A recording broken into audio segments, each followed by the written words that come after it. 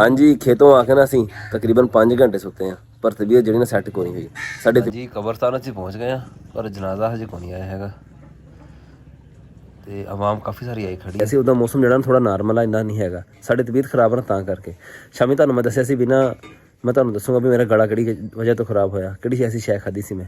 ਅਸੀਂ अस्सलाम वालेकुम, ਕੀ ਹਾਲ ਆ ਮੇਰੇ ਵੀਰਾਂ ਦਾ? ਉਮੀਦ ਕਰਦੇ ਆ ਸਾਰੇ ਵਧੀਆ ਹੋਗੇ। ਸਟਾਰਟ ਕਰਦੇ ਆ ਅੱਜ ਦਾ ਨਵਾਂ ਵਲੌਗ। ਸਵੇਰ ਦੇ 9 ਵਜੇ ਪਏ ਆ, ਉੱਦਾਂ ਤੇ ਅਸੀਂ ਇਸ ਟਾਈਮ ਤੱਕ ਨਾ ਪੱਠੇ ਲੈ ਕੇ ਮੁੜ ਆਉਂਦੇ ਆ। ਅੱਜ ਸੁਬਾਹ ਨਮਾਜ਼ ਪੜ੍ਹੀ, ਨਮਾਜ਼ ਪੜ੍ਹ ਕੇ ਨਾ ਦੁਬਾਰਾ ਮੈਂ ਸੋ ਗਿਆ ਤੇ ਉੱਠਿਆ ਬਹੁਤ ਲੇਟ। ਕੱਲ ਤੇ ਤਬੀਅਤ ਥੋੜੀ ਬਹੁਤੀ ਖਰਾਬ ਸੀਗੀ। ਸੁਬਾਹ ਜਿਸ ਟਾਈਮ ਰੋਜ਼ੇ ਵਾਸਤੇ ਉੱਠਿਆ ਨਾ, ਤਬੀਅਤ ਵਾਵਾ ਖਰਾਬ ਸੀ।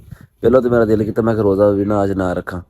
ਫਿਰ ਮੈਂ ਕਿਹਾ ਜੇ ਰਹਿ ਗਿਆ ਨਾ ਰੋਜ਼ਾ ਤੇ ਮੁੜ ਕੇ ਰੱਖ ਨਹੀਂ ਹੁੰਦਾ ਹੈਗਾ। ਜਿਹੜੇ ਰੋਜ਼ੇ ਰਹਿ ਜਾਂਦੇ ਨਾ ਰੋਜ਼ਾ 'ਚ ਰੱਖਣ ਤੋਂ, ਉਹ ਬਾਅਦ ਵਿੱਚ ਨਾ ਫਿਰ ਉਦੋਂ ਹੀ ਰਹਿ ਜਾਂਦੇ ਆ, ਉਹ ਰੱਖਣ ਨੂੰ ਟਾਈਮ ਹੀ ਨਹੀਂ ਲੱਗਦਾ ਹੈਗਾ ਦੁਬਾਰਾ।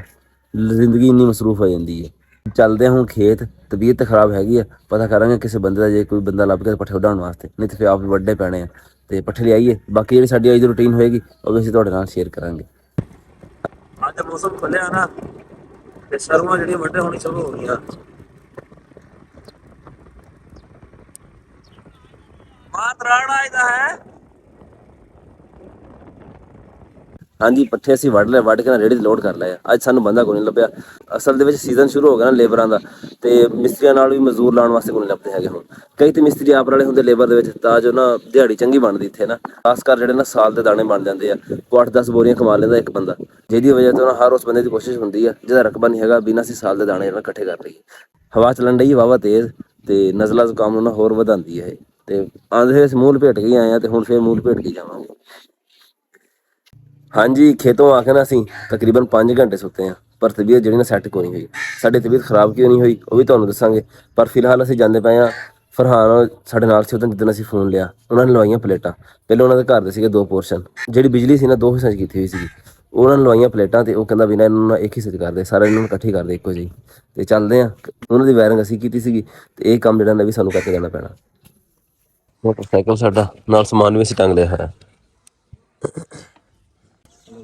6 ਪਲੇਟਾਂ ਯਾਰ, ਇਹਨਾਂ ਦਾ ਕੀ ਕਰਨਾ ਹੁਣ? ਉੱਧਰ ਲਾਵਾਂਗੇ ਹਵੇਲੀ 'ਚ। ਚੱਲ ਚਲੋ ਤੁਰੋ। ਹੈ ਇੱਥੇ ਖੋਲਣੀ ਪੈਣੀ।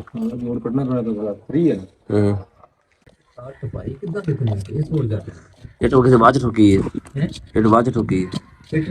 ਹਾਂ, ਸੀਮੈਂਟ ਦਾ ਪੈ ਗਿਆ ਇਹ ਪਲਸਤਰ ਵੀ ਬਾਅਦ ਚ ਕੀਤਾ। ਮੈਂ ਤਾਂ ਕਹਿੰਦਾ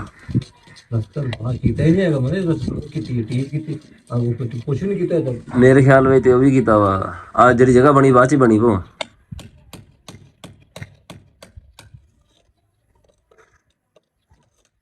ਬਾਹਰੋਂ ਹੀ ਖਪਾਣਾ ਖੁੱਲੇਗਾ ਇਹਦਾ, ਬਾਹਰੋਂ ਹੀ ਖਪਾ ਖੁੱਲੇਗਾ।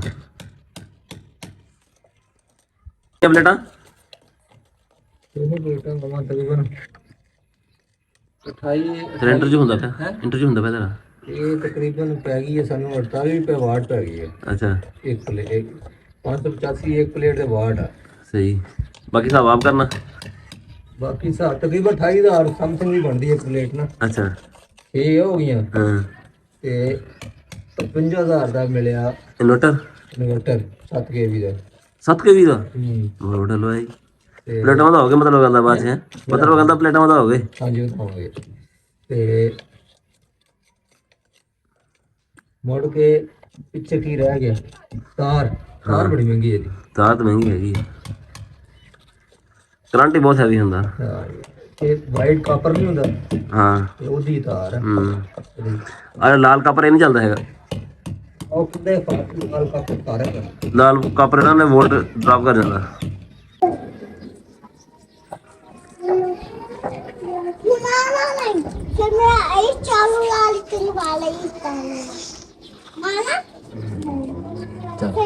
ਟਾਈਟ ਕਰ ਦੇ ਥੋੜਾ ਜਿਹਾ। ਬਸ ਜਿਹੜੇ ਔਖੇ ਕੰਮ ਆ ਨਾ ਤੇ ਕੰਧ ਜਿਹੜਾ ਨਾਲ ਇੱਧਰ ਇੱਧਰ ਦੇ, ਇੱਧਰ ਇੱਧਰ ਦੇ, ਥੱਲੋਂ ਥੱਲੋਂ ਗੁੰਗਾ। ਇੱਥੋਂ ਇੱਥੋਂ ਇੱਥੋਂ ਇੱਥੋਂ। ਹਾਂ ਹਾਂ, ਇਹ ਗੁੰਗਾ ਉਹਦਾ ਹੈ ਉਹਦੇ।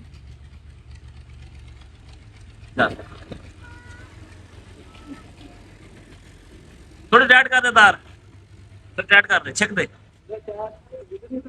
ਹਾਂਜੀ ਫਰਹਾਨ ਉਹਨਾਂ ਦੇ ਬਿਜਲੀ ਠੀਕ ਕਰਕੇ ਅਸੀਂ ਘਰ ਆ ਗਏ ਆ ਤੇ ਹਵੇਲੀ ਵੀ ਉਹਨਾਂ ਦੀ ਇਸ ਯੂਪੀਐਸ ਤੇ ਕਰਤੀ ਆ ਜਿਹੜਾ ਲੱਗਿਆ ਸਿਸਟਮ ਪਲੇਟਾਂ ਵਾਲਾ ਤਕਰੀਬਨ 3 ਲੱਖ ਰੁਪਏ ਖਰਚਾ ਆਇਆ ਇਹਨਾਂ ਦਾ ਤੇ ਇਹਦੇ ਨਾਲ ਇਹ ਹੈ ਜਿਹੜਾ ਇਹਨਾਂ ਦਾ ਬਿੱਲ ਆਉਂਦਾ ਸੀ ਨਾ ਗਰਮੀਆਂ 'ਚ 60-70 ਹਜ਼ਾਰ ਰੁਪਏ ਉਹ ਹੁਣ ਜਿਹੜਾ ਘਟ ਜਾਏਗਾ 100 ਵਿੱਚ ਆਏਗਾ 700 800 900 ਥੋੜਾ ਜਿਹਾ ਬਿੱਲ ਆਉਂਦਾ ਵਾ ਜਿਹਨਾਂ ਦੇ ਅੱਗੇ ਲੱਗੀ ਹੋਈ ਨਾ ਉਹਨਾਂ ਦਾ ਇਹੀ ਨਿਜ਼ਾਮ ਆ।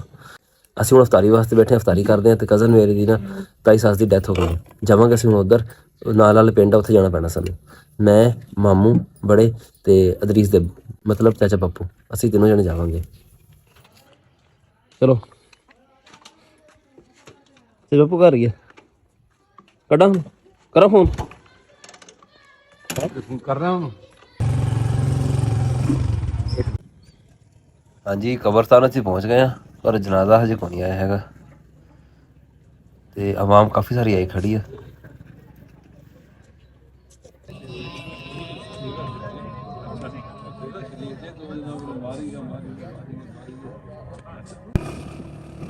ਅਲਹਮਦੁਲਿਲਾ ਜਨਾਜ਼ਾ ਸਿੱਧਾ ਕਰ ਲਿਆ ਤੇ ਹੁਣ ਵਾਪਸ ਚੱਲਦੇ ਮੈਂ ਘਰ। ਕਬਰਸਤਾਨ ਦੇ ਵਿੱਚੋਂ ਸੜਕ ਬਣੀ ਹੋਈ ਹੈ। ਹਾਂਜੀ ਘਰ ਅਸੀਂ ਵਾਪਸ ਆ ਗਏ ਆ ਤੇ ਸਾਨੂੰ ਲੱਗਦੀ ਥੋੜੀ ਠੰਡ ਤਾਂ ਅਸੀਂ ਚਾਦਰ ਲੈ ਕੇ ਗਏ ਸੀ। ਉਹਦਾ ਮੌਸਮ ਜਿਹੜਾ ਥੋੜਾ ਨਾਰਮਲ ਆ ਇੰਨਾ ਨਹੀਂ ਹੈਗਾ ਸਾਡੀ ਤਬੀਅਤ ਖਰਾਬ ਨਾ ਤਾਂ ਕਰਕੇ। ਸ਼ਾਮੀ ਤੁਹਾਨੂੰ ਮੈਂ ਦੱਸਿਆ ਸੀ ਵੀ ਨਾ ਮੈਂ ਤੁਹਾਨੂੰ ਦੱਸੂਗਾ ਵੀ ਮੇਰਾ ਗਲਾ ਕਿਹੜੀ ਵਜ੍ਹਾ ਤੋਂ ਖਰਾਬ ਹੋਇਆ ਕਿਹੜੀ ਐਸੀ ਸ਼ੈ ਖਾਧੀ ਸੀ ਮੈਂ। ਅਸੀਂ ਖਾਧੀ ਸੀ ਕੜੀ। ਪਿੰਡਾਂ ਥਾਵਾਂ 'ਤੇ ਤੁਹਾਨੂੰ ਪਤਾ ਲੱਸੀ ਹੁੰਦੀ ਆਮ ਜਿੰਨੀ ਖੱਟੀ ਲੱਸੀ ਹੋਵੇ ਨਾ ਉਨੀ ਕੜੀ ਜਿਹੜੀ ਨਾ ਟੈਟ ਬਣਦੀ ਆ। 4-5 ਦਿਨ ਪਹਿਲਾਂ ਸਾਡੇ ਘਰ ਕੜੀ ਬਣੀ ਹੋਈ ਸੀਗੀ ਚੰਗੀ ਖੱਟੀ ਕੜੀ ਸੀਗੀ ਤੇ ਅਫਤਾਰੀ ਟਾਈਮ ਖਾਧੀ ਹੈ ਪਹਿਲਾਂ ਮੁੜ ਕੇ ਫਿਰ ਸਾਰੇ ਟਾਈਮ ਵੀ ਖਾਧੀ ਹੈ।